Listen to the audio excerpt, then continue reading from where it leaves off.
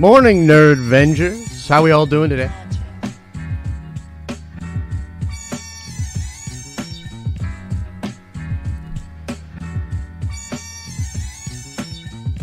All right, let's get it started.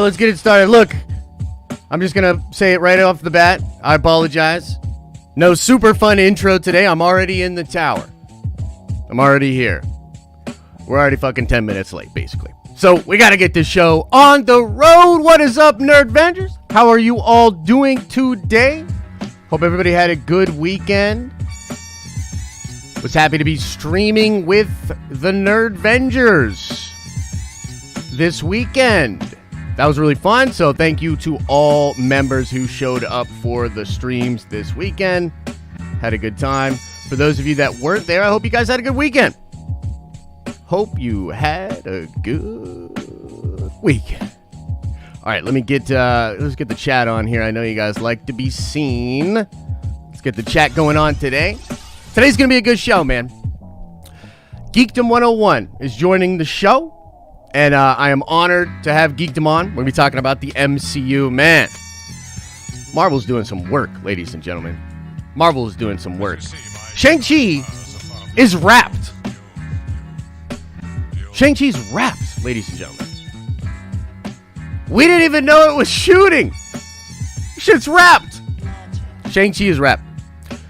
Tom Holland, Spider-Man, apparently on his way to Atlanta. Going to be shooting.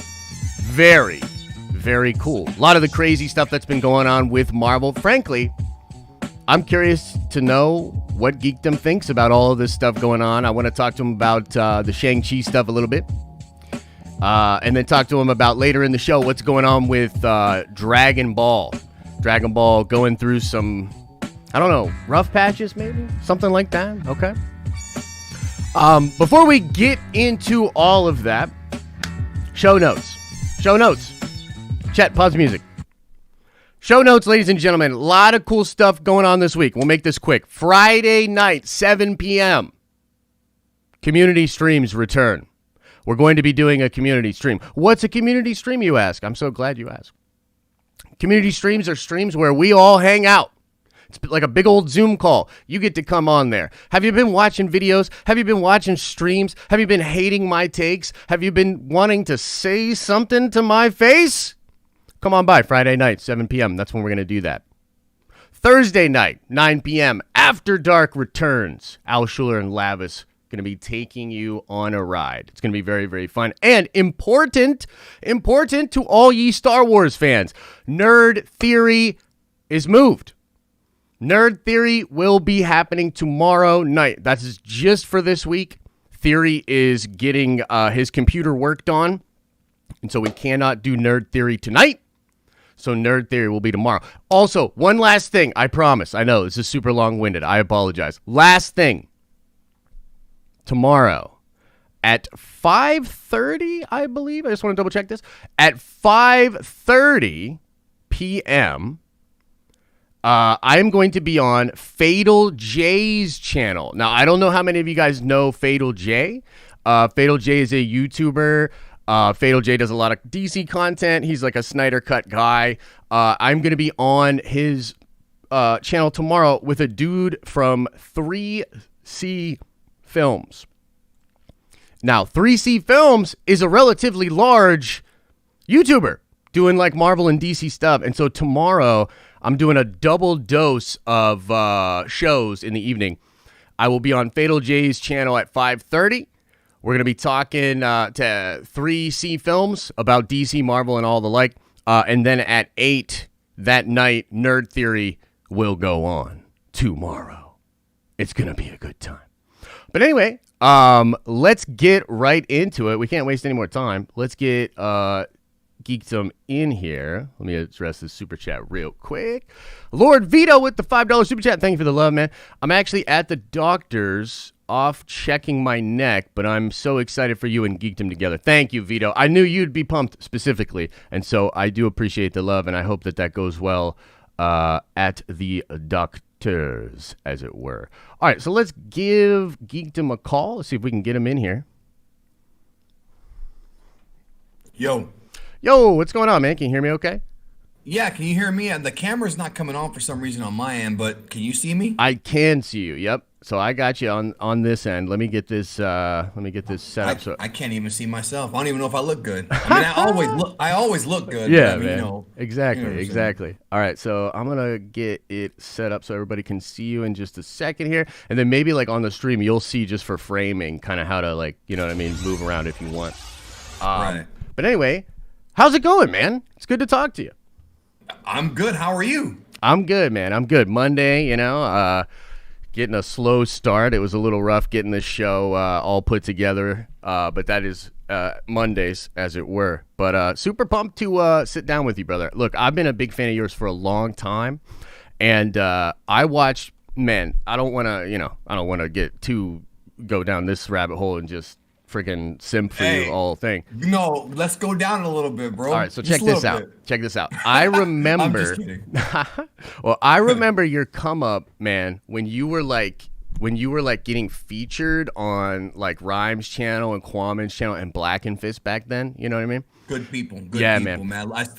I love all of them to death. Yeah, man. I mean, you could just tell they're really good souls. But the thing that was crazy about you, man, you started popping up everywhere. Like you started popping up everywhere, and it was one of those things where, like, I love Rhyme and I love Kwame. You know what I mean? I love all those guys. But when you were on these streams and shows, like your shit was like so interesting that you built this following, like I consider it to be in the right way in the community, just by adding value on all these different shows and things like that, man. So I just wanted to tell you, man, watching you on your come up was awesome, and I literally never thought in a million years that like you and I would link up and like make some content together.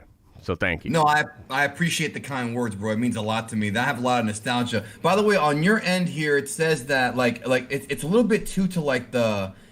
You notice that's a little bit like my lamp is there and everything. Can we move it over a little bit, maybe? Yeah, absolutely. Like, you get what I'm saying? Like absolutely, I got you. Yeah, because I'm seeing it right now. And like I'm like it's all strange, but I appreciate all the kind words you said, bro. Those were crazy times, man. The hunger was there. The hunger's still there, but the hunger was there. You know what I mean? Yeah. No, definitely, man. Definitely. What? I saw a video a while ago too. So I can crop you here, but actually, haha. How about that? Okay, I got you. Wait, what'd you do? I thought I was gonna need you to move, but actually, you're good. So I got you. Yeah, well, I can move back, but I mean, it's too zoomed in on my face. Like, yeah. What about that? Is that a little better? I don't know. Okay, it's a little better. Delay? That's a little better. That's a little better. Cool. No, it's not, it looks good. It looks good. Cool. It's a little bit of a delay, but it's fine. I think I look all right. Yeah. No, you look good. All right. All right, man. So I wanted to ask you too before we get into the Marvel stuff, just real quick. I saw a video. It was like a tour you did of Toonami. Toonami. Yeah. And I think Black and Fist was in that video. He was. He came with us, man. It was him. It was Jamie Snowden, who's a voice actor, and myself. And we went to tour the Toonami Studios and CNN Center, bro. Which unfortunately now is all shut down because of COVID. It's all shut down. But when we were there, bro, there was stuff I forgot to put in the video. There was like a giant like Space Ghost coast to coast like shrine there, bro. And I was so like excited because that was like the real first Toonami show when you think about it. Well, no, the first Adult Swim show, like before it was officially Adult Swim. So that was a good time. I enjoyed it, bro. That was a great trip. Yeah, man. Well, that was so cool because that is literally the first time I had seen Black and Fist in a long time, dude. And I was like, yeah. Man, don't even get me started, bro, on that guy. How much do you try to get him to come back to YouTube? Like, how much do you try? Because I'm assuming you do, no? I gave up a long time ago. Okay. If I'm being honest with you, I gave up because, dude, he was one of the best guys we had on the platform. Mm-hmm. He was a tremendous editor, great writer. He had lots of knowledge, but it's just, I don't know, man. Like he just, and you know what's crazy? What makes me laugh about it is that he stopped uploading literally right as the biggest financial, I guess, incentivized time to be a Dragon Ball tuber was right before Tournament of Power. He stopped right then, and that's when everything went up for all of us as far as revenue and Yeah. CPM and attention. And he quit right as like the most profitable possible time. He's an editor now for other people, so I mean that's cool. Yeah, sometimes honestly though, like, look, oh man, this is gonna be crazy. I promise, guys, we will get into Marvel. I promise. No, we get into it, bro. Yeah, let me geek out just a little bit here with Geekdom. So the other thing that I wanted to say to you, man, was that I really like your, from the outside perspective, your relationship with MJ is really cool, because I know MJ from way back. Like, I don't like know him, but like Really? Bro, me and MJ recorded a video together that I fucked the audio up on. Okay, this was years ago. He's never told me this because story he didn't ever, know who bro. I was, and like, you know what I mean, and nobody Wow. knew who I was. So okay, so I recorded a video with MJ years ago, bro, and I fucked up the audio on this video. I don't know if I ever even released it, but the thing was, like, after that we just fell out of touch, and like, you know what I mean, like I never really kind of connected with him like that. But from the outside perspective, man, like I've because like YouTube is really hard, and there's a lot of great content creators that for whatever reason just can't make it pop off for whatever reason. I know, it's but hard. It is. But I respect that you sort of have brought him into the fold, and you're talking about like the editing thing. I know he edits some of your videos and stuff too. Just respect, man. I think that's really cool. No, he's actually a really, really good guy, bro. Like, really, really good guy. He does things for me that I don't even ask him to do. You know what I'm saying? He'll do things, and like he'll go above and beyond very often. He'll say the same thing about me, but he'll always be my friend. I mean, I told him, I said, when Dragon Ball comes back, if the channel does well, the anime, I mean, if the channel does well during that period and he's working for me, I'm gonna make sure he's gonna be set for life, bro. I'm gonna set him up for life. So we'll see what happens. I believe you too, man. That's good. Yeah. That's good shit. You All right, should let's connect with him at some point. I would love to. No, definitely. All right, let's get into the Marvel stuff. So look, here's the deal, man. Like you've been watching, you kind of know a little bit about what's going on right now. The Spider-Man stuff is all the rage. Everybody's talking about Andrew Garfield, Tobey Maguire, Tom Holland, all the Spider-Man stuff. The rumors are abound. And so let's just start there. Like what's your take of that situation? What would you like to see? What do you think is going to happen? Like, what are your thoughts? See, the thing about that story, bro, is it's weird to me because remember a few years ago when there was that awkward interview with Amy Pascal and Kevin Feige, and she's like, "Oh, Venom's part of the MCU," and then he gave that look, like, oh yeah, he gave her that look, right? So that relationship between Marvel and Sony is really strange, bro. Like all the drama we dealt with last year with Spider-Man being like fought for and everything, it was so weird, and so I'll be honest with you, I'm not sure if I trust them. I don't know if I trust Sony and Marvel to get along. So if their ultimate plan is to create this awesome sort of multiverse with Doctor Strange being the catalyst and Wanda, and then of course in the Spider-Man films to kind of bring together all the Sony Spider-Man, sort of like what they did with Spider-Verse, but live action, that could be a cinematic experience as big as like Avengers, I would say. Yes. Seeing that. It could be huge. But is it going to go anywhere? Or is it going to be... And again, you also have to wonder about like how DC's doing Flashpoint, and we're hearing rumors about, Michael Keaton and freaking Christian Bale. So it's like they're playing this game, this race, ironically enough. I hope it happens, but I'm still like... I'm cautiously optimistic, bro. But that rumor has caught a lot of fire. Oh yeah, I mean that rumor has caught a lot of fire, and so there's a couple of things that you said in there I kind of want to touch on. Like, I think it's fair to have a distrust of Sony, and a lot of people that watch this show and that like hang, they agree, man. They're very nervous about Sony's ability to do this stuff on their own. But what's interesting about that is that I think Feige is aware of that. And so at the very least, I think what he's going to do is sort of insulate his Spider-Man, Tom Holland, and, the MCU from Sony. So I think this is sort of a move to try to insulate, but also he's helping them. Like, right. There's this, the thing that, the one that always jumps out of my brain is the Olivia Wilde thing. So Olivia Wilde is currently rumored to be directing a Spider-Woman movie. Okay, and I don't even think it's rumored. I think it's been reported in the trades, but I don't know offhand. Right. And she mentioned Feige twice on Twitter. First, she talked about how he was helping out. Then she talked about how she can't talk about that shit anymore because Feige's going to come at her with the ray gun. So to me, it means, what if, best case scenario for us as fans, it's not actually Sony that has the full control of even their own universe? Because, like, you know, like for instance, when the Sony emails came out, like it kind of people, right? Kevin Hart and shit. But like the thing that was wild was you realize that even back then, Amy Pascal and a lot of the people at Sony were getting advice from Feige, even without him technically being involved, right? So like, I mean, wouldn't you say Feige is like the most successful genre producer of this century? I mean, without from the year 2000 onward, I don't think there's anybody who's made that much money. Nobody. No one. I don't really think. So, I don't think anybody everyone wants a piece of him. The only person maybe that's close is J.K. Rowling, right? So she's technically a producer on those movies because she's like very right. Iron Fist with her creative control. Yeah, but she couldn't touch on Endgame, bro. No. No. Pull everybody out. Yeah, no, definitely. I mean, like, we'd have to look at the numbers because I think, the MCU is currently sitting at like something like 23 billion. And I think and I could be wrong, but I think the Potter franchise was like 17 or something, maybe the last time. And blew it out, bro. Yeah. So, and by the way, Marvel is, they're not going anywhere. And the Fantastic Beasts franchise ain't looking so hot to me. So, you know what I mean? I feel like he's going to kind of break late. But yeah, you're right. I absolutely think I think Feige is the greatest producer of all time, period.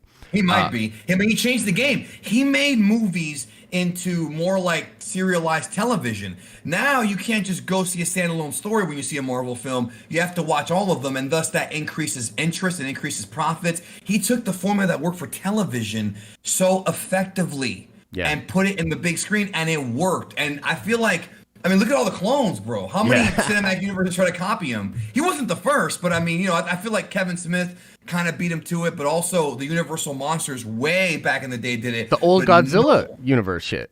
Right, but no Japanese, but no one did it like Feige, bro. Yeah. So I think everybody wants a piece of him. So I do hope he's involved. It's just I have this weird apprehension, bro, that Sony will pull Spider-Man whenever they get pissy. That's my worry. You know what I mean? Yeah. Well, I would tell you, not to interrupt, but I would tell you, I think that's exactly what happened last year. Because, like, one of the things that it's sort of like an understated point, but, like, after Far From Home made $1 billion, there were all these stories that came out that there was basically a clause in the contract that if Spider-Man Far From Home did not make $1 billion, the rights automatically reverted back to Sony. And so we're all sitting here as MCU fans after Far From Home makes $1 billion. We're like, this is great. Like, we've got Tom now. And then they yank him anyways. So I think what you're describing is actually what happened already. Right. And the concern to me is that, and this is the big concern, is that the end of Far From Home had that awesome cliffhanger with J. Jonah Jameson. And I don't want them to set up a new story arc with Spider-Man for the MCU and then have them pull Spider-Man. Like, if you're going to wrap up the Spider-Man story, if you're just going to end Tom Holland's run as Spider-Man with the MCU, have a nice movie, end it, and we're done. But if we have to watch these movies and get invested into a future storyline, and then they pull it in the middle of the storyline, I mean, dude, I remember when that went down. All the fans were pissed. Some took sides, but I was in the middle just thinking, like, what is going on here? Like, these corporations are going to make billions off of this movie. Just work together. It became like a political thing almost. Yeah. Yeah, no, you're right. It was a strange, and even to this day, like, I'm not 100% sure what was going on there because it feels like Sony was negotiating by pulling him, right? So like, yes, it was a power play. Right. So they did a power play, but what's interesting is I actually read it that the power play backfired. Because, like, dude, like, for all intents and purposes, Sony's well within their rights to do everything they did. They don't, you know what I mean? They don't necessarily have a leg to stand on morality-wise, but it didn't matter. The whole internet was like, you're telling me Sony's taking Spider-Man away from Marvel? And they got pissed. So it's one of those funny things where, like, they tried that power play, and it didn't work, bro. Like, You don't screw with the fans, man. Don't Yeah. don't do that to them. Yeah. The fans didn't do anything wrong. They just paid to go see your damn movie. Yeah, for sure. And I think it's pretty, it's funny you said the thing about Feige with the TVs. I was actually thinking about this the other day, just to sort of jump off of that. So the thing that's interesting with as we move towards streaming, right? You start to think about things like, did you hear about the story with James Bond and how they're trying to sell that to Netflix for $600 million? I've heard a lot of movies they're trying to pull that. I didn't hear that specific number, but I heard that's a thing that's been going on now. Right. So you think about this. Here's the thing. The studios got it twisted with that because one movie, maybe for Netflix, maybe, but like one movie, that's not keeping an audience engaged. So like, let's say you don't have Netflix, but you're a huge James Bond fan. The only way you can watch the next James Bond is from Netflix. Well, guess what? James Bond just cost you like $10 or whatever Netflix monthly is. Right. You don't have to be committed to the service because the value ends at that movie. The truth is, what's better for streaming services moving forward is episodic content. Agreed. Right. So this is what's wild. Feige did this with freaking movies, dude. Like now the rest of the MCU for the rest of the time becomes great content for Disney Plus because of the connective tissue that was established there. You know what I mean? He did what the comics did with the crossovers 50, 60 years ago. It was he definitely is up there.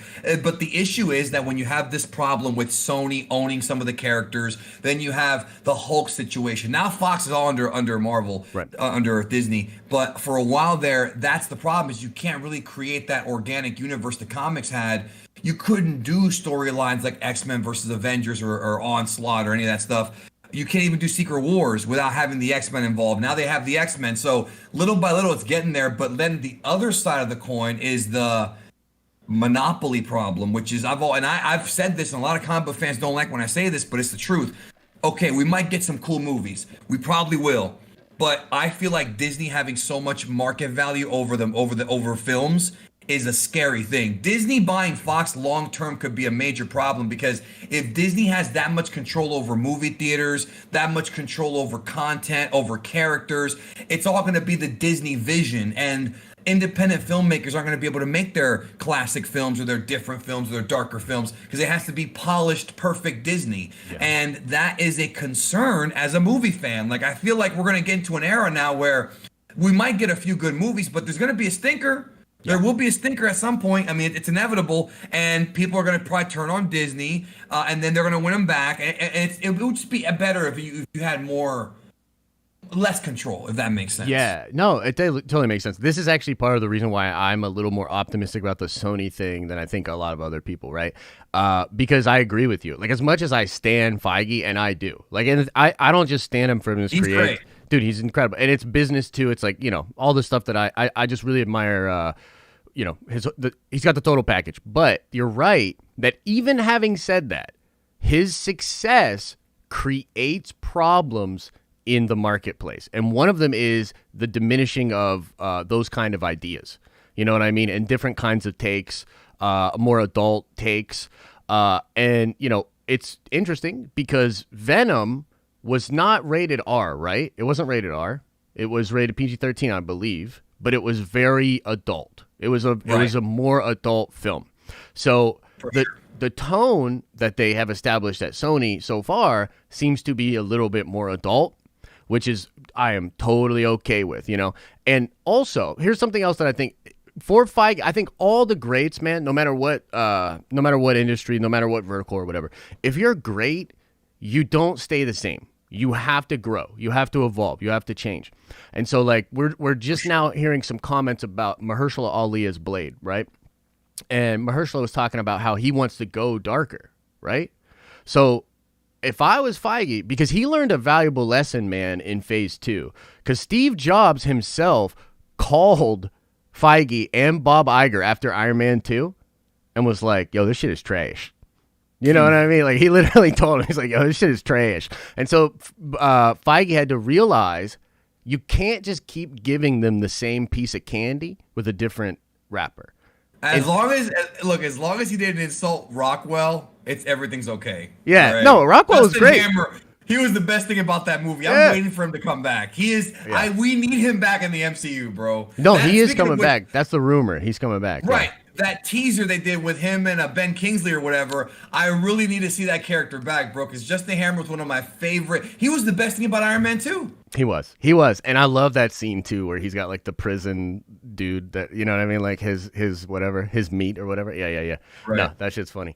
But, yeah, I think at the end of the day, Feige, to sort of answer off of your point, I think Feige needs to be a little bit more open to some more darker, grittier stuff, and hopefully he learns that he has to do that. Like, he just has to let go when he can.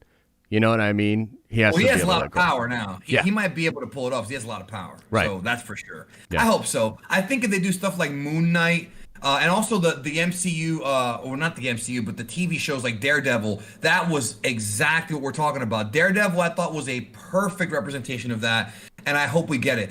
To be honest with you, bro, my theory, I hate using that word because people throw that word around, but what I'm guessing they're going to do, right, is they're going to start this multiverse storyline they're doing with the Loki show and with WandaVision. And then that's going to eventually lead to Doctor Strange, and then that'll eventually lead to Spider-Man, because I feel like something's going to happen, right, with Loki going through time and with the Tesseract or whatever. And I feel like the ultimate conclusion is going to get resolved either in Doctor Strange. I feel like Doctor Strange, directed by Sam Raimi. Oh, yeah. I think Doctor Strange might end up being like the Avengers of this phase. They haven't announced an Avengers film for this phase, right? Right. So I think this could be like the big blockbuster when it comes to combining these different universes, because they could literally bring in the X-Men. They could do all kinds of things with this. So I think that's going to be the film where Phase 4, I think, will really begin there. I think that'll be the actual Phase 4. That's my guess. Yeah. And then from there, I don't know what they're going to do, but I think that's going to be the big payoff, is that's the centerpiece film of the phase. I think will be that one. No, I totally agree. I think it's one of those funny things, man, where like COVID actually helped them out a little bit, because they were able to kind of take their time and shift some things around, because now with that movie, you know, getting Sam as the director and then also being pushed back to the end of 2022 and capping off this phase, I absolutely agree with you. And it's actually funny. I was thinking about this the other day because Chloe, and I forget her last name, but the lady that directed Eternals, right? So and that movie's been done for a while now, right? That one's been done for weeks. Yeah. They're done, and they're probably just gonna do pickups, you know, a couple things here and there, retouches. But yeah, for all intents and purposes, that movie's ready to go. But she was recently speaking about how she was really given a lot of freedom on that movie, and it made me think, like, so phase 4 is kind of weird because it almost feels like this out of place, like, let's just take a step back, let's take a deep breath kind of thing, you know what I mean, like after Endgame. And I started to think, like, maybe that's the move. Like, maybe Feige was like, hey, let's not have as much direct story shit right now, let's bring some people in and let's let them have their vision, you know what I mean, which is a good look, but also, let's just keep it real, it doesn't really fuck with his plan, because he's not even, this isn't it right now. You know what I mean? Right. So I think that's kind of, that could help. That could kind of, you know, create the precedence for some of that change that you're looking for. You know what I mean? Yeah, no, for sure. I think his plan is Black Widow is going to be sort of like a reintroduction of that universe. Like Black Widow's, I don't want to go into spoilers, bro, but there's all kinds of spoilers about how there's going to be a new Black Widow. It's going to be Florence Pugh, you know, she'll be taking over. So it's, and then Eternals could be another movie where it's like a setup for them coming back in the future for the big crossover. Yeah. But I think you're right. Yeah, I think that the actual main story thread of Phase 4 is going to go through WandaVision and through Doctor Strange and through Spider-Man. That's the way I'm seeing it. But I also think they're going to do something different this time. So I think instead of it being one major villain, because there was a rumor. Let me ask you if you heard about this. There was a rumor that came out like last year that with Phase 4 they're going to have two major threats, one on Earth and one in space. I don't know if that's still, is that still valid? Yeah, I think it still is. Well, we were actually just talking about this, I think, either Friday or Thursday last week. And yeah, as far as I know, that is still totally a thing. But the thing about that was the arc that they were talking about with those two villains is actually like the 5 to 6 year arc. So like a lot of what Feige said at San Diego Comic-Con last year is actually starting to make a lot more sense now. So, Right. for instance, he doesn't mention X-Men, he mentions mutants. Now, when he's asked about that afterwards, he like plays it off, but now we know why. Because mutants are being sprinkled into Phase 4, X-Men are not, right? Not And yet. So not yet. So that's like where his brain is at. So one of the other things that he said that like a lot of people like didn't like totally catch on was that he said we have the plan for 5 to 6 years out, and we were questioning of how much to actually show today at San Diego Comic-Con. So what that means is he's got 5 years. He's got the next 5-year chunk, which is really like Phase 4 and 5, depending on how you look at it. That is totally figured out. And so I think the thing you're talking about with like the Earthbound villain and then the Galactic villain, I think that's totally real. I think the Earthbound villain is Norman Osborn, who Feige got due to his negotiation with Sony. Yep. So I think he's got. Yep. And then I'm confused. I'm confused about the Beyonder. Right. Yeah, it could be Beyonder. It could be. I think they're doing something like that, but they're like, I'll tell you what I'm really confused about is Christian Bale in Thor 4.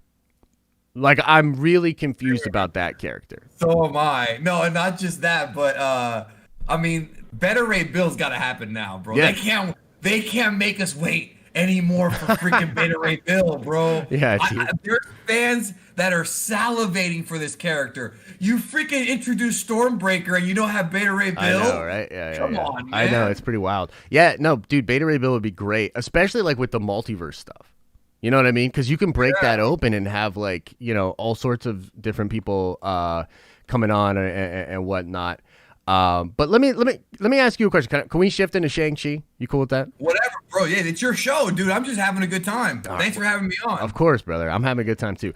I really just want to know. I want to know like your baseline for Shang Chi. We talked a little bit about this off air, but like I get this feeling that this is going to be some Dragon Ball stuff, bro. Like this is going to be some key, you know, some auras, you know, stuff like that. What do you think? Have you ever seen The Last Dragon? Yeah.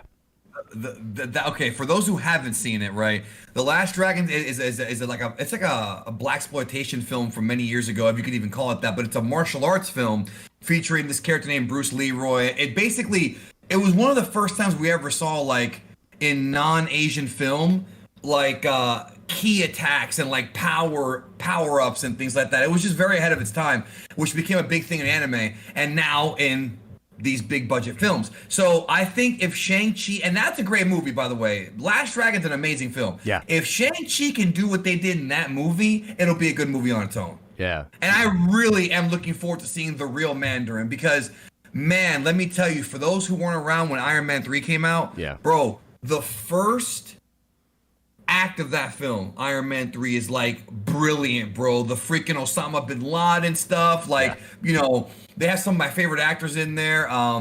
You know, freaking Guy Pearce, all these great guys. And then they butchered it in the middle. Everybody hates that. And then back in my head, I'm like, no, there has to be a real Mandarin. And now we're going to see the real Mandarin. So I think, you know, I agree with you. I think that I hope that Shang-Chi is like a good martial arts. I want it to be like an old school martial arts film, but just with comic book characters. That's all I want. Very simple. Yeah. And I think that's exactly what we're going to get, man. And I think the director, he even like name drops Dragon Ball Z at the San Diego Comic-Con last year when he was talking about it. He was like, yeah, we want to do, you know, some Dragon Ball Z type stuff. And he even mentions like the dragon, Fin Fang Foom and stuff like that as well.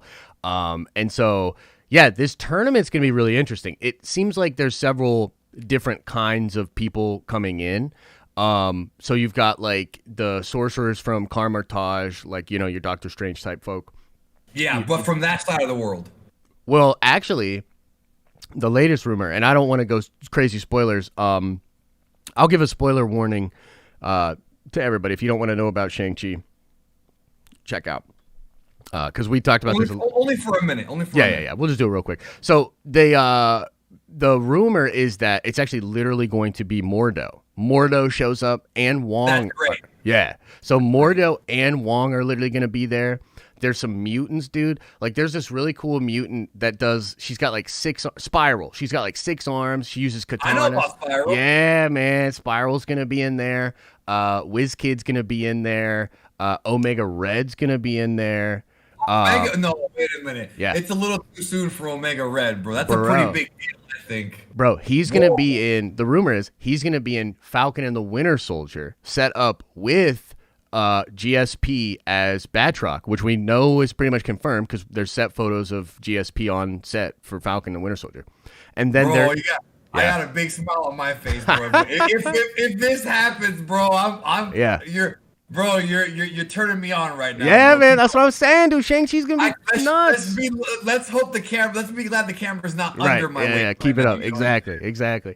Yeah, man. So like, I'm excited to see all that stuff, but in the middle of all that, Shang-Chi is just gonna be using ki, dude. He's literally gonna be like Goku out there in this tournament. It reminds me so much of like not Dragon Ball Z, but like Dragon Ball. Dragon Ball. Yeah, exactly. And like those tournaments with like all the goofy creatures would show up and like wild stuff and the old masters and stuff.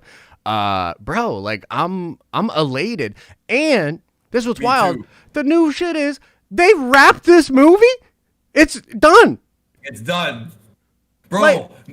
They're so ahead of schedule. Not just that, but did you hear that? When Chadwick Boseman passed away, he already did all his lines for What If, and I thought that show wasn't coming for 2 more years. Yeah, man, that's gonna be bittersweet because obviously may he rest in power. Right. But I was actually even obviously before he passed or whatever, seeing those shots of T'Challa as Star-Lord, I was like, dude, that's a what if that's like, yo, that's a thinker right there. Like, I'm all about that. And I hope that, like, how Star-Lord had the bops, like the old 80s and 70s kind of bops? Of course. Dude. Hell yeah. He's got to have, like, some, like, ODB, some, like, Wu-Tang, like, some, you know what I'm saying? Like, early 90s. Exactly. He needs to be bopping on some old hip-hop. That would make me really happy. But, yeah, man. Shang-Chi. Yeah, no, I'm looking forward to it, bro. It's just with the way the world is right now because of the the problems in the world. Yeah, it just sucks that we have to keep waiting. I reactivated my AMC card to go see Tenet. I went to go see New Mutants, and those are the only 2 films I've seen. And then I was ready to watch Wonder Woman and Black Widow and a few other ones, but now I might as well just suspend it again and wait for all this stuff to go down, whatever that is. Yeah, I mean, the theater situation is tough, man. That institution is, and we talk about it a lot here, but that institution is over as far as I am concerned.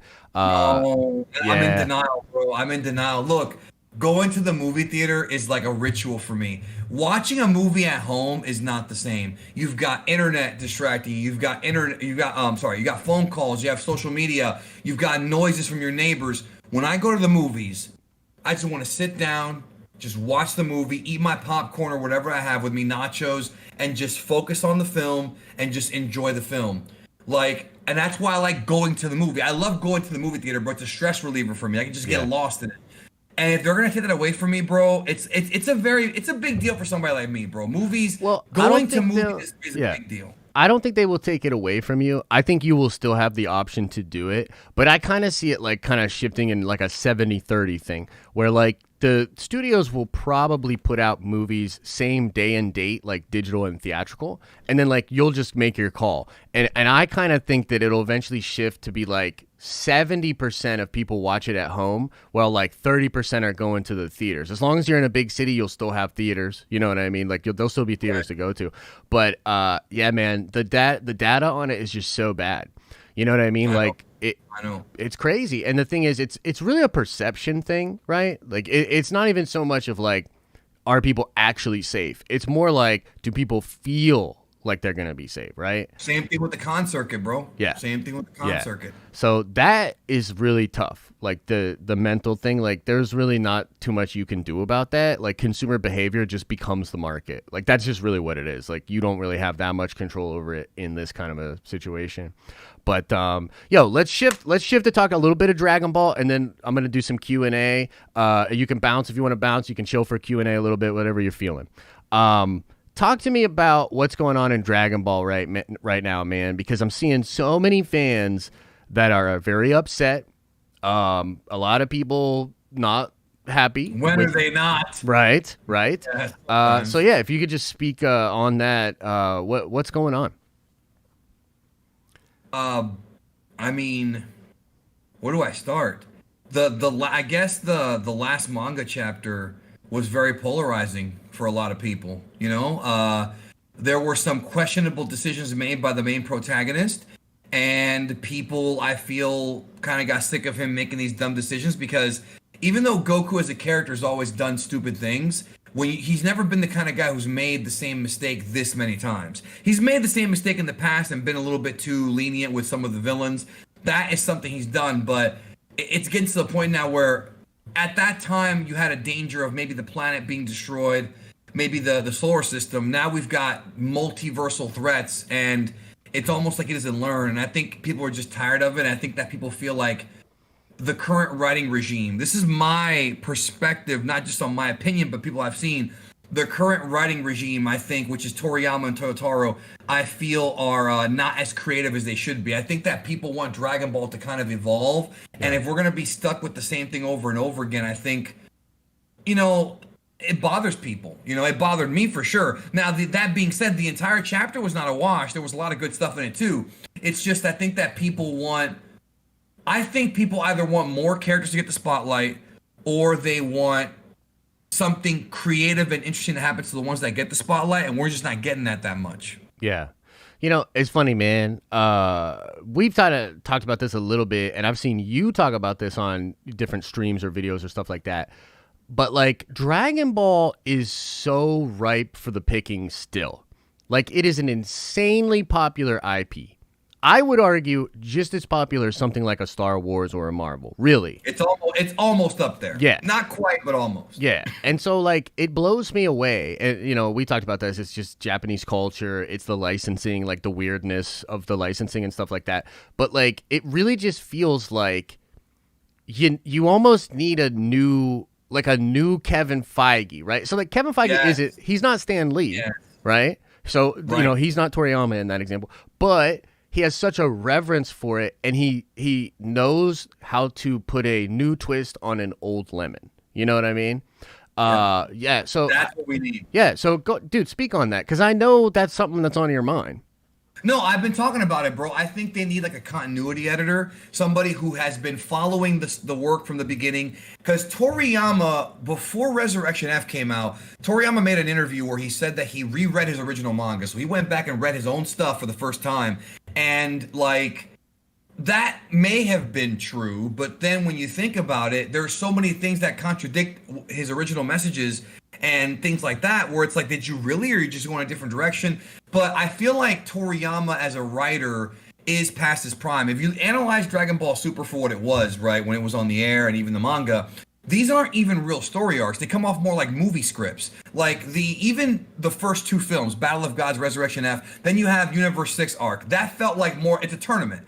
You know, there's not really much like storytelling there. And then you've got the Goku Black arc, which was, you know, it was good for the majority of it, but there wasn't no real plot. It was just, who is Goku Black? Oh, it's this guy. Let's go fight him. Let's go. We lose. Let's go back to the past. Train. Go back to the future. It just became this sort of repetitive thing. Whereas if you analyze the old arcs, you had like new characters being introduced. You know, like take the Frieza saga. Before you even meet Frieza, you meet some of his minions, and you hear about him. They build him up. And then as you go through the arc, you're seeing his minions get picked off one by Vegeta. And then the Ginyu Force shows up. Like, okay, we got more stuff going on. Then Goku shows up. He gets taken out. So you've got things happening. And I feel like these story arcs for Super could have just been movies for the most part. Yeah. But with that being said, I think I agree with you. They need to find someone who is knowledgeable in the series, but actually has a better memory than Toriyama, and who can challenge Toriyama. Because I think what we've got going on over there, bro, is like what's going on with George Lucas in the prequels. Remember that awkward clip where Lucas walks into the studio and everybody's all quiet and they're all scared, and he's looking at all the designs and they're all like scared. Like, I think with Toriyama, people are afraid to challenge him. Yeah. They're afraid to say, no, you're contradicting this, or you should be doing that. And I feel like that's what's missing. I think that's what's missing. Now, I could be wrong because I'm not in the studio, but that's where I think they need to go. They need to find a sense of direction and get to it instead of being so apprehensive about it. Dude, I love that you said that prequel thing, because I was going to bring this up. Did you see the clip? It's going viral at this point about Kanye talking about the sequels. Dude, yeah. Dude, I watched the entire 3-hour freaking... Me too. Okay. I find it hilarious that people are picking Kanye talking about the prequels as being the most interesting thing he said on there. True. When there were so many things he said on there mind-blowing. that I either super agree with or disagree with, but there were so many more important things to us as a culture and society, and all these websites just picked out the prequel thing. But I agree with him, because no matter what problems the prequels had, it was still authentic George Lucas. It wasn't like, right. It wasn't like a corporate product. Manufactured corporate product. Yeah, whereas the sequels obviously were. I mean, you can just tell by the direction they went. They obviously were. And as much as I really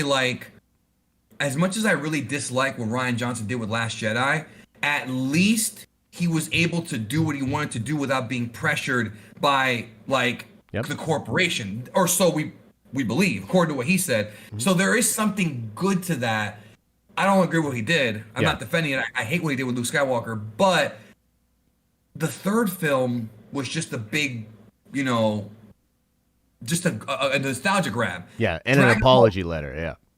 Right, and Dragon Ball's become that. Dragon Ball is, let's bring back Frieza, let's bring back Trunks, let's bring back Broly. Yeah. Hey, remember Namek? Remember this character, that character? It's all nostalgia bait. And I feel like all these old franchises that we grew up with are all doing it. They're all doing nostalgia bait. And I think that they're so afraid to just take the story forward when really it shouldn't be that scary. Because it won't hurt the old stuff. Yeah, and that's like the thing, right? So like when Kanye was talking about that, like the next part that he goes into, as he's talking about like corporations and like artists and people that he knows that like they have new ideas that the corporation literally just says no because it's too risky. Right, exactly. So like I wonder, and you've kind of already answered it, but like you do think that's what's going? Is that what's going on at Toei and Shueisha? Why haven't? It has to be, because I think it is. Why haven't they gone past the end of Z? Like, wouldn't the logical thing be tell the story at the end of Z? Well, no, I did a video on it on my channel about it called "The Truth About Dragon Ball Super Manga" and Dragon Ball Super 10-Year Time Skip, 2 videos where I discussed that they're afraid of writing over GT because even though GT is not part of Toriyama's continuity, sells toys. They still make. They make it exactly. How many people who claim to hate GT love the Super Omega Saiyan Shenron is dope, dude. Come on, Omega Shenron is one of the best designed characters. Sorry, go ahead. Yeah, no, you're right. I agree. And it's funny. He's a very well designed character. Katsuyoshi Nakatsuru based him off of another character Toriyama designed, one of the second form of the final boss of Dragon Quest VI. Oh, really? That's what he looks like. I'll show you a picture later. Yeah. He literally took that character and just changed his color and added a few features to Omega Shenron. It's the same thing. So I always found that funny. So Nakatsuru's a big Toriyama fanboy. I mean, he's a great artist. Yeah. But yeah, so I think that's what's going on. They're just afraid, which is why I do kind of respect what Feige and what Marvel's doing with this whole multiverse thing with Sony, because it is ballsy. Let me ask you a question. Yeah. Did you think, in your opinion, that what they did with Tony Stark at the end of Endgame, was that a ballsy decision, or was it one that you were kind of expecting and that they had to do it at some point, or do you think that was actually a ballsy move? I actually read that as a ballsy move. I read it as a ballsy move, and the thing that was crazy for me was going into the film, and despite all of the leaks and stuff that I was privy to and everything that I had, going on in my brain, despite all of that, I had Cap at a 90% chance of dying. I had Tony at like a 10% chance. You know what I mean? So like, yeah, exactly. So like, despite everything, yes, I do think that killing, because here's the thing, what is the one thing that a lot of haters are now bringing up as we move forward? It's the lack of RDJ. It's the lack of all of that power from phase one and those characters. It's the fact that like we're not even hanging with those characters anymore. Like, you know what I mean? And I think that's actually totally fair. But that is why it is a ballsy move. You know what I mean? So I think, yeah. Dude, I'll tell you this. I recently rewatched Endgame maybe about 2 weeks ago, and excuse me, I thought about it. And I feel like, and this is, I don't want to sound pessimistic here. This is not me being pessimistic, but this is me thinking about it. Mm-hmm. I feel like no matter what they do with phase 4, 5, and 6, I don't think they're able to recapture the magic of phase 1, 2, and 3, especially with Endgame, because, and here's why. It's not about storytelling or even characters, right? In my opinion, what happened with phase 3 and Endgame was like a once in a lifetime thing. This is like when Star Wars first came out back in 77, like, because for them to create this sort of capstone story, right? You have this pyramid, and the capstone is Endgame that was built up from all the way back in '08. Even if they do it again, let's say that Black Widow begins a new story arc with a new super popular character that ends up dying at the end of phase 6, for example, it's still gonna be what they've already done. You can only take the rabbit out of the hat once. Yeah. You know, and so like I feel like the gimmick and the impressive the change that they made in movies, yes, they can always tell great stories, but is it ever gonna really capture the emotion of those last two Avengers films, Infinity War and Endgame? Even if, because dude, Thanos is a very special villain, right? And you know, Brolin's great at performing Thanos. They could find a replacement, but is it really going to have the same feel as Thanos? He can't be just another Thanos. It would be a copy. So he has to be something different. If it's Galactus, right? Galactus is not Thanos. He doesn't have that charisma, the trash talk. So I feel like there are great characters in Marvel, but I mean, as far as capturing, I mean, why do you think the comic books constantly reuse Thanos? We've got Infinity Gauntlet, Infinity War, Infinity Crusade, Infinity. They always redo this every few years. And it's like, I just feel like we're never going to really have that magic. I hope I'm wrong. Yeah. But, and even with Doctor Doom, that's why I want to see is Doctor Doom. That's my guy. Yeah. I just don't know if we're going to have that same emotion and the butterflies. Because I was like you. I saw the leaks and I still had butterflies going to that movie theater, bro. How many movies give you butterflies, bro? Yeah. Every time I went to go see a Star Wars, or every time I go see even Rise of Skywalker, right? Yeah. You know what happened. We're talking about it, you and I. Yeah. The whole movie leaked like 5 months before it came out. Mm-hmm. But I still had butterflies. And you know what was weird about that experience, though? Is my Rise of Skywalker butterflies were different. When I walked in, I was like, okay, is this really going to be as bad as it sounds? Or could it be good? Like, here's the scary part. I went to go see that film, right? And I actually was like, trying to love it. Like, I literally sat in that theater and I'm like, I really want to love this movie. Yeah. And there were parts I did love, don't get me wrong. Yeah. But in the back of my head, there was this weird sort of, how can I put it? Like this anchor holding me down. Like they kind of screwed this up, bro. Yeah, like even for Last Jedi. Like, I don't want to feel this way. I thought when Force Awakens came out, that when episode 9 hit, I was gonna go into that movie theater floating, bro. I was gonna be floating in the air. And you know what I mean? Like I wanted to feel, because even like Revenge of the Sith, the predecessors for that film wasn't that good, but I still felt good. Mm-hmm. And you know, Return of the Jedi, but we didn't get that. But Endgame did give us that. Yeah. For me. No, I'm with you. So Endgame is one of the best theatrical experiences I've ever had. Period. And I had great seats. Obviously my channel was doing really well leading up there. You know, it's a lot like, you know, what you were saying with the TOP, right? Like for me, Endgame was like TOP, right? So I'm building, having a good time. I'm in there with my buddies. And dude, I was sad. I like teared up several times in that movie. Like I contest that is a very sad movie. But it's brilliant. But to answer your thing, because you were saying basically like you're not sure that anything could compare moving forward.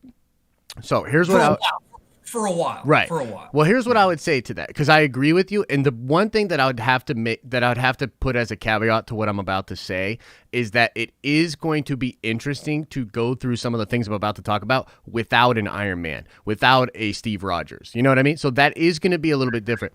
But I will tell you that while the Infinity Gauntlet is an all-time great Marvel story, all-time great, and Feige was able to take the framework of that story and use these great characters that he had developed over the course of these films to really do something truly special. You know, like, you can't take that away. But I would argue, totally. But I would argue that there are even better comic book stories than Infinity War, and there are even crazier. Sure. Yeah. And so one of the things you were talking about with Doctor Doom, right? So, like, okay, I love Doctor Doom.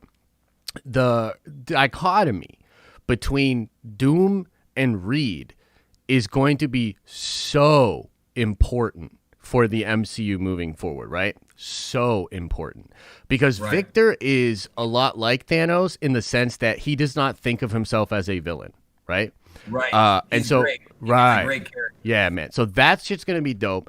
And I will tell you that, like, if they really do, like, for instance, you know, slight spoilers, but for the Jonathan Hickman Secret Wars, when Doom recreates the universe, or basically saves the universe, and when he saves the Reed family, he takes them as his family. Okay? So Sue is his wife. Valeria is his daughter. Okay? On Battleworld. And that... Don't we all want to do that sometimes? Yeah. Yeah. But I'll tell you, that is going to make for some very heavy storytelling, especially if they get great actors and actresses in all those roles, right? I would also say that Magneto and Charles, obviously, right? And we've seen really good, we've seen really great examples of that. But Avengers versus X-Men, man, Scott Summers facing his teacher, like, there's some wild stuff that happens. Oh, and that's one thing. I'm glad you said that. Yeah. Dude, they, even as much as I love the and I didn't mean to interrupt you, but no, it's cool. You sparked my brain. As much as I love the X-Men movies from Bryan Singer, bro, the one thing the X-Men films have never been able to capture is Cyclops, bro.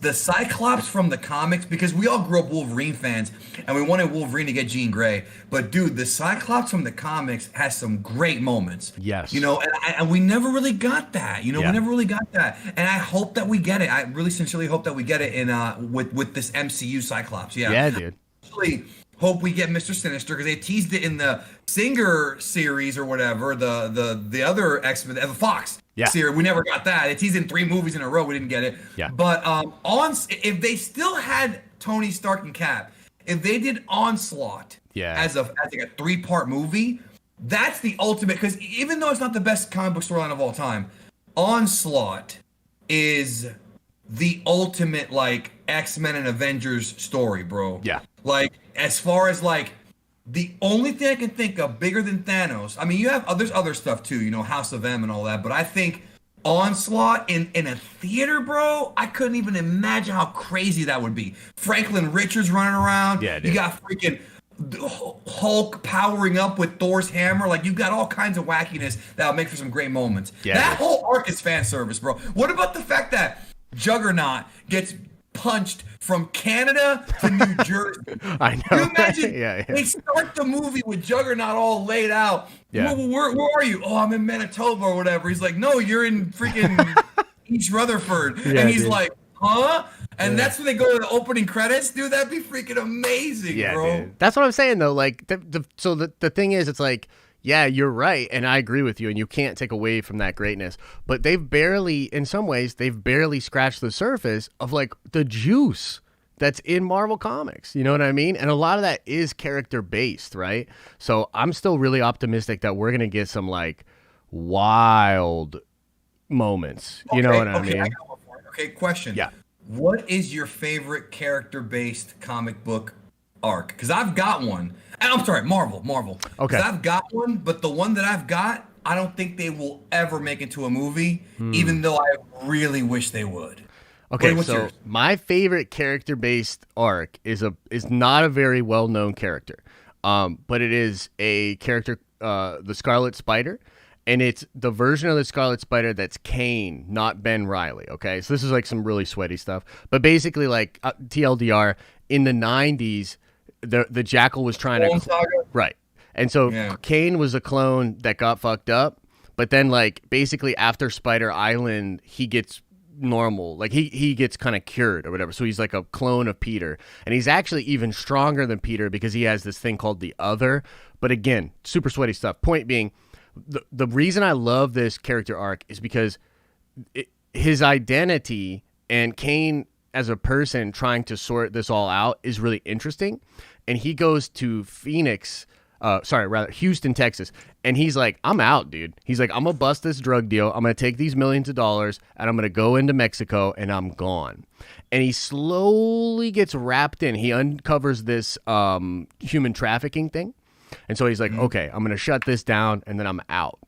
But he keeps, because he has Peter's heart, or he has Peter's propensity for good, he keeps getting drawn back. And I love it because the thing I love about Kane is he's more like Batman than Spider-Man. He'll walk in, break your hands, like fuck you up. You know what I mean? Like he's more like Batman, but he's like got that heart of Peter. And there's some really cool, there's this moment where like Peter actually visits him in Houston and he calls him his brother. And like, you know, we all know Peter Parker, the salt of the earth, fucking amazing human being.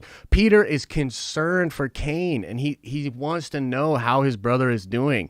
And his brother's like, it's a weird thing for him because he almost doesn't even like looking at Peter because it reminds him of his lack of actual identity.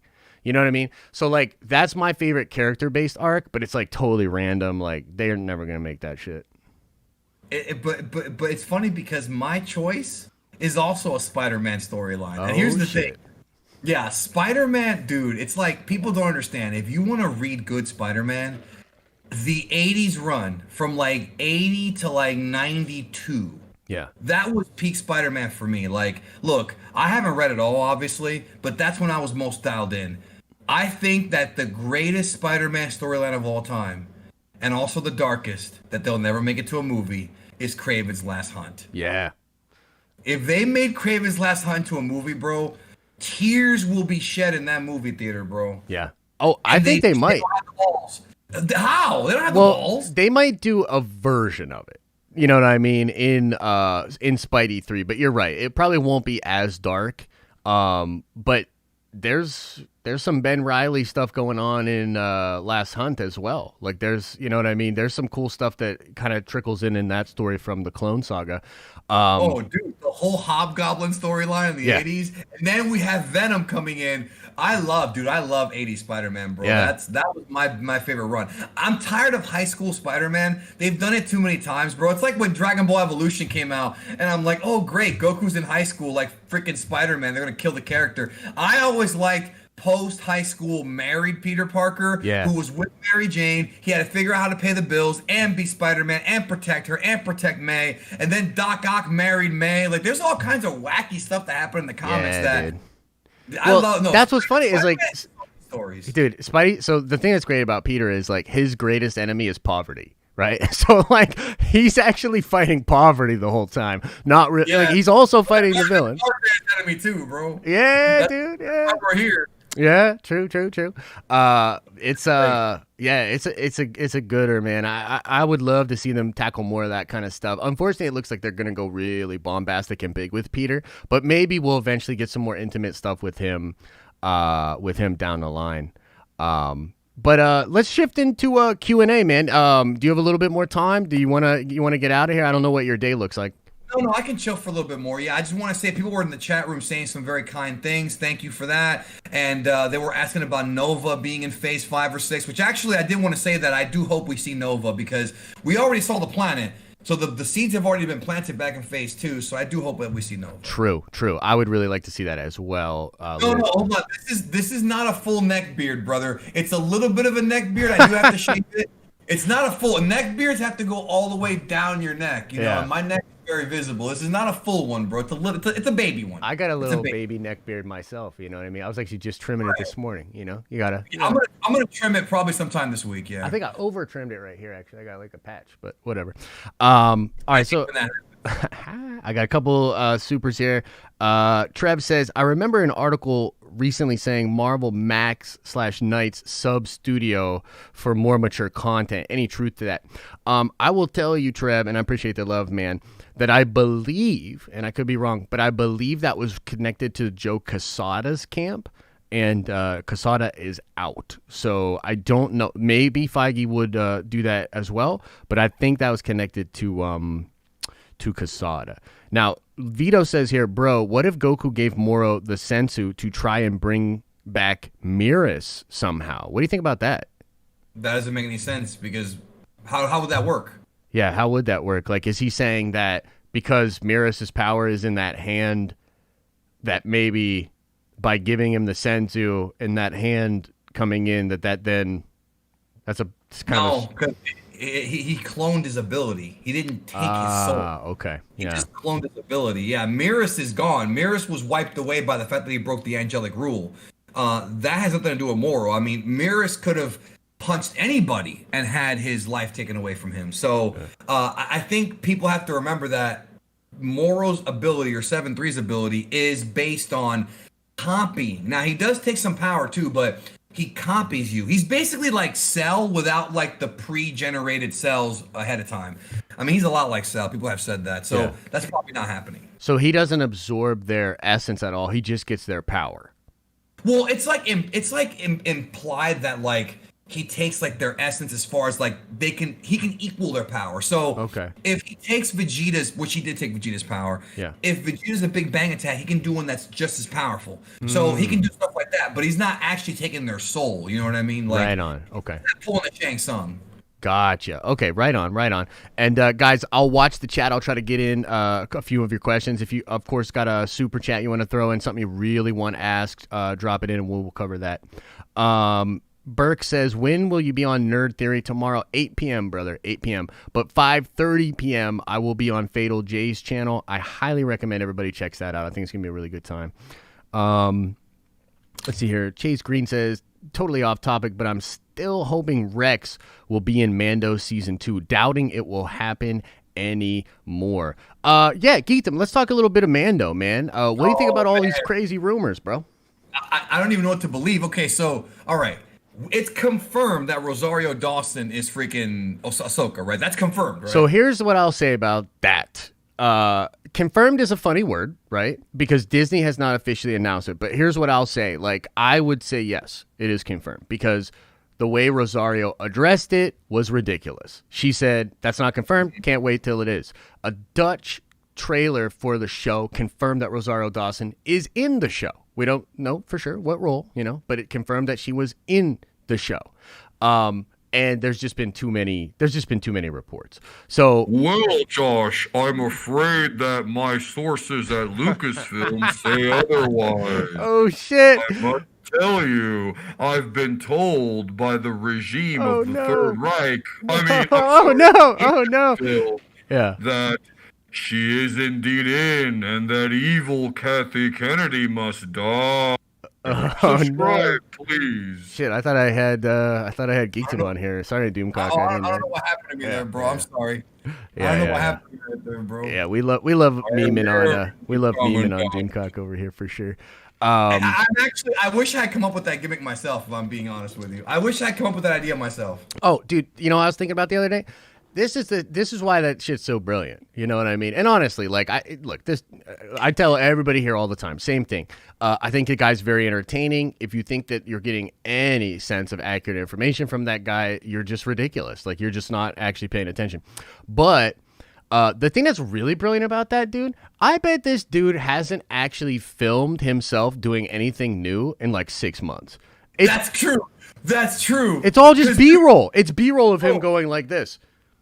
Dude, you know who does that? Hello Greedo does that. Yeah, he Hello does. Greedo. Yeah. Dude, Hello Greedo's brilliant. He records himself like sitting down at his computer with his mask on playing like Call of Duty for like 10 seconds. Yeah. And then what he'll do is he'll superimpose that into his streams. Yep. right? But it would be the same clip looped where his head's just moving slightly a little bit, and it's him playing the game, but he doesn't have his mask on. Like, it's just, but the people think it's him playing the game under the mask. It's brilliant, it's dude. Brilliant, That's dude. why I wish I would have thought of it. Dude, for sure. Like, the amount of edit all of his videos are the same edit with different audio. It's really smart. It's pretty smart, dude. It's just too really bad that he couldn't like extend that smartness into like deciphering what's actually true out there or having any kind of intellectual integrity. And you know what I mean? Like, it's just a shame that it stops there. But you got to give credit where credit's due. Also, the fact that he has an alternate channel where he talks about, bringing Hitler back into power. But that's a different story. Yeah, I know, right? So let me ask you that. Do you really think that's him? You think that's him 100%? I'm 100% sure it's him. Damn. Okay, we'll have to talk about that off air. I mean, I don't have anything against the dude personally, but I mean, there's lots of proof. Lots and lots of proof. Yo, we got to talk about that. We got to talk about that off air because I'm really curious. Let's see here. We got a super chat here from Jason Wade. Do you think they keep Cap, Marvel, the new Iron Man of the MCU, or make it Spider-Man in terms of the MCU being built around them? That's a really interesting question. What do you think, Geekdom? You think they'll use Brie Larson? You think they'll use someone else? What's your take on that? Brie Larson, bro. Okay. Wasn't one of the big rumors that this was the rumor that Captain Marvel was going to replace Captain America as leader of the Avengers? That was the rumor going on for like a year, I think, in the Reddit era. Yeah. So I could see that happening. I wanted it to be freaking Peter, but I think Tom Holland's still too young. Like, that character's too young to be a leader, bro. So I guess from a commanding, okay, we're being logical here. Let's remove the Brie Larson bias. Sure. She doesn't like white men. Who cares? Yeah. Character. Let's just remove Brie Larson from the equation. Captain Marvel does have the most combat experience, right? I mean, either her or Nick Fury. Nick Fury's not going to do it. Captain Marvel has powers, so I feel like she would make the most sense of being the leader of the Avengers. But I don't know, man. I kind of wish it was the Hulk. Yeah. Honestly. Yeah. I do wish it was. Here's my take. I think, and I appreciate the point too, because you're right. Like, you just remove that bias. It just diegetically makes sense for the story. This is what I like about Captain Marvel, actually. I think she's a brilliant candidate to go Dark Avengers. And like, some people get all butthurt when I say that, but here's why. Because I think Carol is a lot like Fury in her outlook. And I think that she has a more militant outlook. I think she has a more authoritarian outlook. I think she's got serious character flaws that would make it really interesting to see her as like a leader of the Avengers. But then like when General Ross is kind of given, or maybe Osborn is given control of the Avengers, I think it would be great if Carol was one of the people that said this is still in the best interest of the planet, and then becomes, works with them. Right. So. Oh, I forgot to answer the question about Rex as far as him being yeah. Mandalorian. Yeah, I don't know if he's going to be a Mandalorian, but you were going to address some crazy rumors about Mandalorian that, I mean, all I know, I haven't kept up with some of the crazy rumors. All I know is that they're going to meet some Jedi. And I was hoping for a Mark Hamill freaking cameo, but that's probably not happening. I haven't heard anything about that. That would be incredible. I mean, I would really, I really would like that. I haven't heard anything about it, which doesn't mean that it's not happening. It just means there's no smoke, right? But the thing that I think is gonna be wild about Mando is Dave Filoni's episode and sort of like setting up the Filoni verse and touching base on that, because essentially there's this suite of shows that are rumored to be in development over for Disney Plus that are more. What's up? No, I said there's tons of them. Tons of them. But there's a solo series. Exactly. So it's like Ahsoka, Ezra Thrawn, Boba, and then the rando one, which is probably maybe the Cara Dune show at this point, with Bo-Katan. But that suite of shows, the thing that was interesting about it is it's said to all be developed through Dave Filoni, and it's supposed to connect a lot like the MCU. Where, like, for instance, in Mando 2, we'll see Ahsoka and the Ghost crew, and we won't even really, know. We'll be like, what's up with that, right? It's, just one episode, and then they're gone. But we'll see that story in a different show, after they leave. So, yeah, man, I'm super hype. And I do think we will be seeing Rex for the person that super chatted before. Yeah, yeah, and actually, Urban Acolyte said that Bob Iger said back in January that season 2 will have set up several spin-offs. So I thought they were Oh. going to do that with the Clone War sequel show, but Mm-hmm. I guess Rebels already did that. You know, I'm excited to see whatever Dave Filoni put out, but let me ask you a question, brother. I Mm-hmm. was kind of a little excited about this High Republic thing, Hmm. and now, bro, you couldn't hear a rat piss on cotton, bro. Like Yeah, yeah, I does anybody care about the High Republic anymore? Am I the only one who just kind of gave up on it? Like I yeah, read that little paragraph they put out, and I was like, this is boring. Like yeah. and I wanted to get into it. Well, the thing that's so funny about that, I had a similar experience, man. Like the first trailer for that, and like when they were talking about it, I was getting very hyped. Me too. Now, part of the reason I was getting very hyped is because there were other reports that were saying like, "Oh, yo, we're about to get a High Republic video game. Like, we're about to get the coolest Jedi game you've ever seen set in the High Right. Republic, and it's gonna pop off. Everyone's gonna love it." I also heard we're gonna get a movie and TV show set in the High Republic, and I was like, "Yo," I was like, "This is cool." I heard too. That's what. Yeah, we all knew that. Yeah. And then nothing. Like, right? Like, so even the announcement, like, it was so weird. And Disney, like, one of my biggest complaints about Disney is on their PR and their marketing. Like, it just doesn't make any sense to me. Like, why, if that stuff is happening, I don't understand why you keep that a secret when announcing the High Republic. It makes zero sense to me. Like, they not only not only didn't mention it, they denied it, dude. On the website, in the press release, it says this is a multimedia project only involving books and comics. Nothing else is connected or some shit. Like, I forget the language. But basically, they were like, yeah, this is it. Like, do you not understand hype culture? Like, do you not understand that, like, They could have later on changed their minds, and they probably will. that's the thing. So that's my theory, is that they were holding back. It's a lot like what's happening with the Snyder Cut right now, which is really interesting, where, like, so for instance, Ben Affleck wants to return. The studio wants him to return.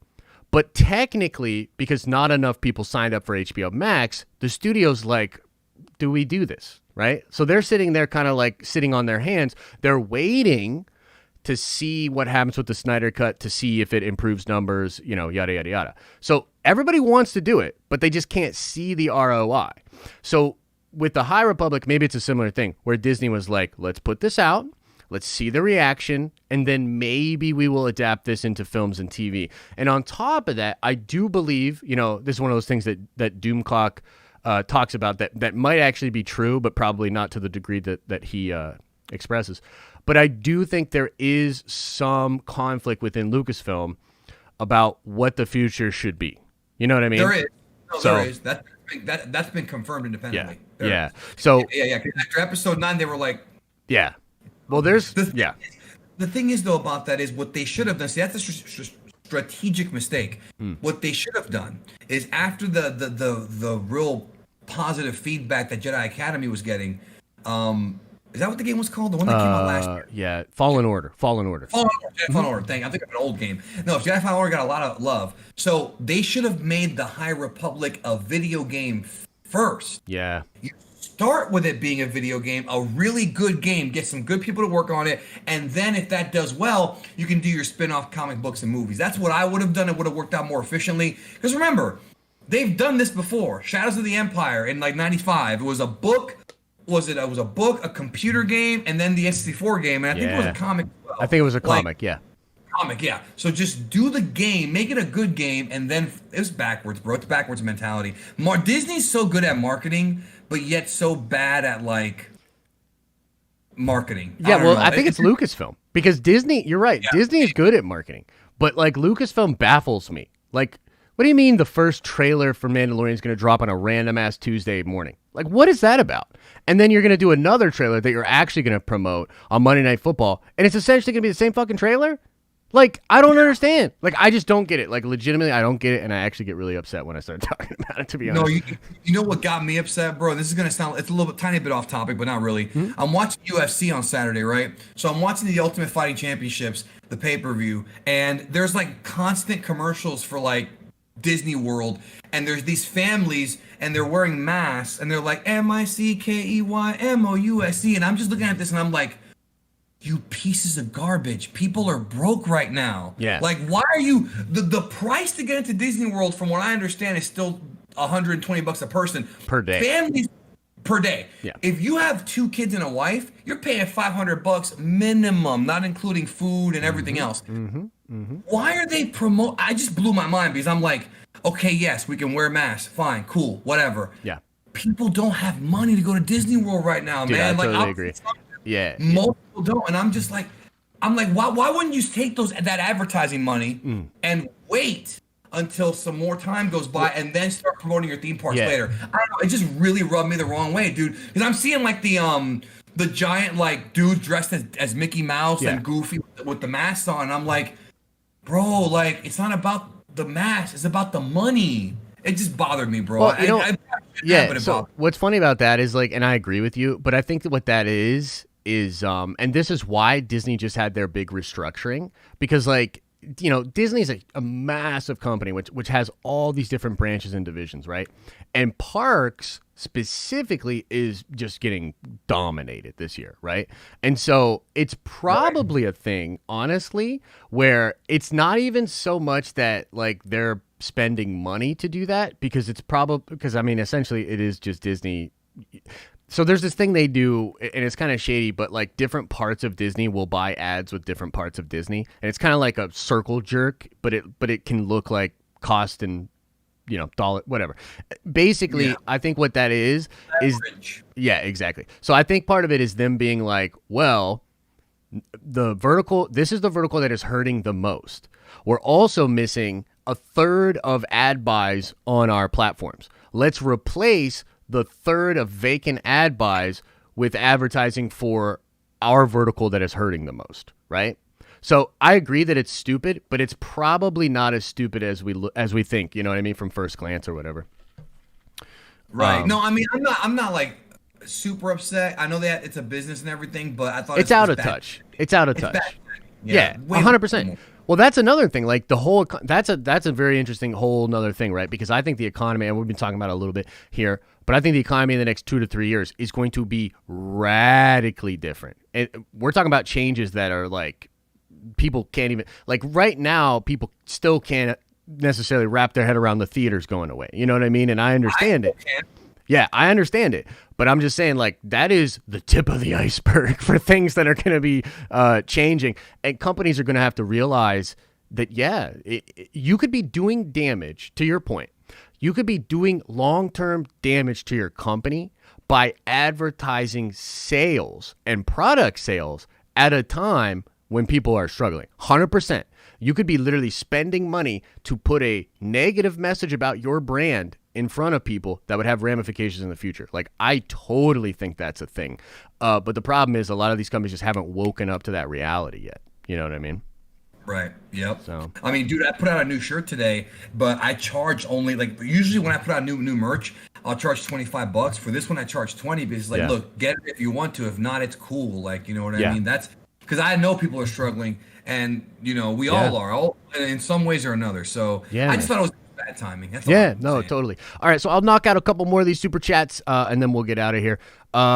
Vito says, sorry, Broke Avengers is my favorite stream, LOL. Dude, what do you want to see for the new DB arc, and where is Oob? Yo, that one is for you, my friend.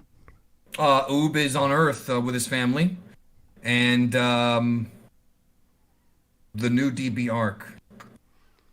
Yeah, what would you want? I've said it before. Planet Sadala, I think it needs to happen. It's been teased a lot. I want them to go to Universe 6 and go to Planet Sadala already. Whether that leads to like a discovery of the past, or at least to Broly being reintegrated into the storyline, that's what I want to see. I want to see them. I'm tired of everything happening in Universe 7. I'm really sick of it. We have other universes now. Toriyama opened up the entire multiverse now for everybody in 2016. Actually, 2012 or 13, technically, when Pierce first mentioned it. But you know what I'm saying? Yeah. I feel like we need to move past Universe 7's restrictions and tell stories outside of the universe. So that's my number one pick, is Planet Sadala. We'll find out probably in a month or a month and a half from today. Dope. Probably. Dope. It is by December 20th. Okay, right on. I would just add to that, too. I think Vegeta needs to leave Universe 6. And I know he's a family man now, so maybe he takes the family with him. But, like, I think he needs to go rule the Saiyans on Sadala. That's what I would love to see. Right. Well, I think if that's going to happen, though, there has to be some kind of conflict. Yes. You know what I mean? I agree. Like, yeah. their king would have to die, and then maybe he could step in and be like a temporary replacement.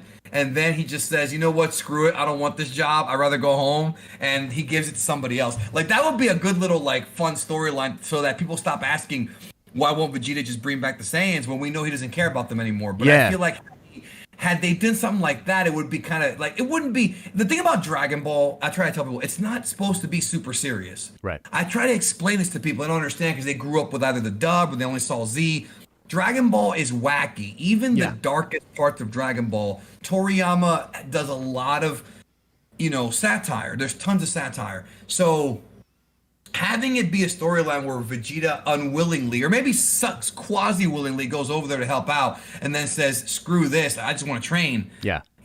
I actually would like to see that because it's a funny character moment for him. Yeah. I would love it. I mean, you're right. Like an outside threat would be great. Maybe something threatening the Saiyans themselves, and a lot like Frieza in our universe where he just comes in. Yeah. Right. So, like, it would be interesting if something like that happened and, like, Kaba and those Saiyans, after they lose the king, like, they come and they beg Vegeta to come train them and make them stronger and help them fortify against this thing. That would be really cool for me. And I think the thing that's so interesting is, man, I don't think, and I agree with you that it's not necessarily meant to be serious, but I don't think that necessarily means it can't be deep. Because I think Dragon Ball can be deep, but it's not necessarily serious, right? Absolutely. That's why I love covering it, because you have a lot of different things going on. Yeah, for sure.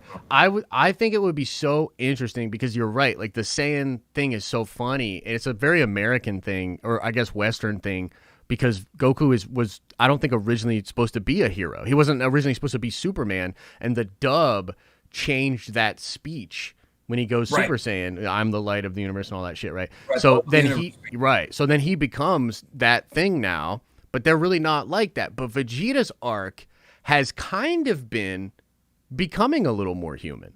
You know what I mean? Like he's gone from the most Saiyan dude you can imagine to being a little more human. And his relationship with Kaba is the perfect blend of the Saiyan part of him, but also the human part of him, where he's like, I'm going to train this dude, but I'm going to train him like a Saiyan.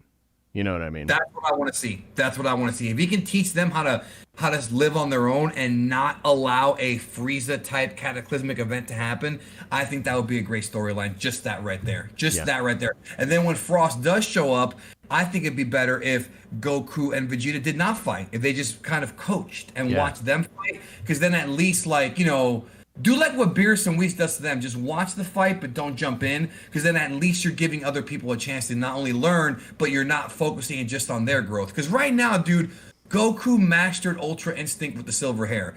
No one's going to screw with him, bro. I've got a video coming out, Goku versus Beerus now. And people are going to be triggered if they're Beerus fans. But we have evidence to prove that this new Goku now in Moro in this arc is just near angel level, bro. So who's gonna screw with him? Yeah. They're gonna have to get a real serious villain next time. So do you think, total sidebar here, but do you think Vegeta's new ability can affect Ultra Instinct at all? That spirit I don't know. Separation? I don't. That's a great question, bro. I have no idea. Wouldn't that be nuts though? If he showed, if they were sparring and Goku went there and Vegeta was literally just no and turned it off. That's what Moro in theory used to be able to do, but the thing about Ultra Instinct though is that it's more of a state of being, so you can't really turn it off because what's actually happening is your brain's already turned off, it's your body moving. So I think even though that sounds like a good idea, they would have to explain it as it being an evolution of Force Spirit Fission and not necessarily an inherent ability, because to turn something like that off seems to be really difficult, dude. They've OP'd Goku to dude. Whoever the next real supervillain is, it's going to be a problem. And I know, right? It's got to be Thanos. I mean, what else at this point, right? It doesn't seem like they're going to be able to. Yeah, nobody can touch that right now. That's tough. Right. No, for real. I mean, I hope they take their time with it, though, because I think the Moro arc was 2 years. I hope the next arc is longer because I want them to really take their time and build it up and not just do stuff. Yeah, for sure. 34 Virgo says, did you hear about Stranger Things decremontation Montgomery teasing Wolverine. Do you think that he has the rage to pull it off? I did see that, and I found it fascinating that rumor popped up after we talked about the Wolverine rumor on Friday, which is really, really cool. And who's my pick? My pick is Carl Urban. Everybody got so mad at me because I was pronouncing his name Irving. Carl Urban. That's my pick. I thought it was Urban. Yeah, Urban. That's fine. I probably still fucked it up. Let's see. I don't even know. Trev says, someone needs to interview Megan Crumpacker, VP Marketing and Integration at Lucasfilm. Is that the lady that just got hired? Trev, is that the info that you were sending me? Because yeah, I agree. That would be really, really interesting if somebody did that interview. But yeah, man, I think we're gonna call it, brother. Anything else? Anything you want to plug? Anything going on that peeps should know about? I mean, everybody should know who you are. But if you don't know who Geekdom 101 is, he's like one of the biggest and best Dragon Ball YouTubers on the world. I also love the World of Geekdom channel. I know you haven't done a Speakdom in a while, but yeah, I was gonna say that I have not uploaded to my second channel in a long time, but I think I might today. I've been busy with other things. I just haven't been able to get to it. So I will be uploading to that channel later. 'Cause I want to give my thoughts on some of the stuff you've been covering. So there's been a lot of news that I just haven't even. Yeah. I've been very disconnected, bro, due to like personal reasons and things like that, and other things going on in my life. So, but I've been really focusing on Geekdom 101 because that's like my business channel. Yep. World of Geekdom is more like for fun, you know. It's almost like a vlog, but like it's not vlog. There's like no editing there. Yeah, yeah, but like, dude, some of them Johns are great. Like just listening to you kind of speak about life, and I think I remember one of them you were talking about like your house and kind of like buying the house, and then you're talking about like saving money and stuff like that. I mean, I think it's really good stuff. Yeah, it's definitely adult topics, bro. That I care more about that content than even my nerd stuff because I feel like I can really help people with that. They don't get as many views, but I don't do it for the views. I do it for just to help people. Yeah. Even if it helps one person, Yeah. So, but I definitely want to upload on there more because it's just I've been neglecting it and I really need to get on that. That's my own kind of thing. Yeah. But I will be because I want to talk about like the Jared Leto thing. I need to talk about that and the fact that the Snyder Cut is not even the Snyder Cut anymore. Because if they're reshooting stuff, this is not the Snyder Cut. This is a new Snyder Cut, but it's not the Snyder Cut. What people think they're gonna get is not what they were gonna get had the Snyder thing not happened. So that's interesting to me. Agreed, and I'm actually pumped about that, to be honest. Like, because my thing is like, why would Zach is a creative guy? He's had time to sit on it. He's had time to watch the landscape change. He you know what I mean? Like, the Snyder Cut, what was that, 2017? Yeah. Bro. Yeah. Well, yeah, 2017. 3 years in the internet age is like an eternity.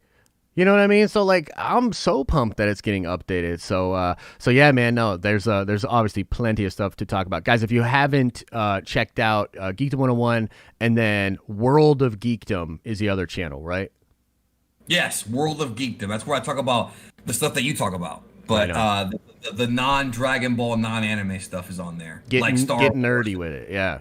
Get nerdy, yeah. But like I said, there's no editing. It's just me saying what I want to say and just making a little one-picture video, and that's it. It's very simple. Like it's actually meant to be viewed if you're at the gym or if you're driving, so you don't have to look at the phone. Yeah. You don't. That's what it's for. Like, you just put it in your ear and just listen to it whenever while you're doing something else. That's the purpose, really. Yep. And that's how I do it too. I usually like on the way to the gym. Actually, I'll just like pop it on, do that kind of stuff. Right. But you'd be surprised how much YouTube you don't actually watch. You know what I mean? know. You just listen to, but it is what Dude, it is. I've got videos on Geekdom 101 that are at like 500,000 views that have like no editing on them, bro. I know. Not because I want it to be like that, but because it's how it is sometimes. You Oh, know? for sure. I mean, like, the game is so weird. The game is so weird. You know what I mean? Like, you can put a lot of, and I know this because you have done it, because like you do a lot of different kind of content, but it's just the fact that like the algorithm doesn't reward certain kinds of content. So like you've done interviews that are like, those are incredible interviews that should have way more views, but it's just, I mean, it's a little bit of the culture and a little bit of the algorithm, you know? That much. Yeah. I mean, dude, like, remember, I think it was somebody from Collider was talking about how, I think it was Frosty was saying that their interviews just didn't do so well view-wise. Interviews don't tend to do that well, but I do them more so because the people who do like them, they really like them. It's not all about views to me, bro. It really isn't. Well, it's like a restaurant, right? It's what I always try to tell people, because I talk to people about like YouTube and content and business and stuff.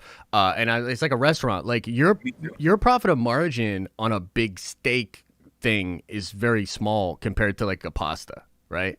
So like you're making the bulk of your revenue off of the non-sexy items, but you need the sexy items to diversify and to keep that clientele engaged, and it just creates all these other things. So yeah, it's a lot like that, and I totally feel you, brother. Well, Agreed. hey man, it was great talking to you. This was a great live stream. Thank you for doing this. Oh no, I had fun. Thanks for inviting me on. We only had a half hour notice, but Yeah, for sure. No, we made it work. Yeah, let's do some more collabs in the future, man. I'd love to talk to you again. And also, we're all here hoping that you're feeling much better. And we've been trying to put some positive vibes out for you, man. So I appreciate that, bro, and I am feeling better. I really am. I'm not even kidding. Things are better than they were before. good. That's good. All right, brother, man. I'm gonna let you go, and we'll talk again soon. Okay. Yep. All right, brother. See you, man. Have a nice one. You too. All right, ladies and gentlemans, give me just 1 second here as I get this all set up. And okay, I think we're good to go. Oh yeah, what'd y'all think? I thought it was pretty good. I enjoyed talking to Geekdom today, man. That was fun. All right, let me get this going on for you guys there. All right. All right. Well, we're going to get out of here anyway. But thank you guys for hanging out. Thank you for the kind words to Geekdom. You know, the Nerd Avengers is a great community, man. You guys are awesome. You make me proud, and it's very nice to bring people over here and for y'all to be respectful, to be kind, and you know, we're not always like that. We like to give shit, and trust me, I'm the first one to do it. But it's all love over here, man, and I appreciate that. That's gonna really be important moving forward. You guys are a big part of this. I don't know how much you realize, but you guys are a big part of what we are doing over here. So I thank you and I appreciate you. Yeah. Gonna call it there, ladies and gentlemen. We'll be back at it tomorrow. Hey, guess what? Burke the Nerd's coming on the show tomorrow. Long overdue. Burke the Nerd's coming on the show tomorrow. We'll be talking Marvel. We'll be talking DC. It's gonna be great, okay? You guys are amazing. Thank you, thank you, thank you. See you, as I always say. I hope you're having an awesome and a nerdy day, and I'll see you in the next video.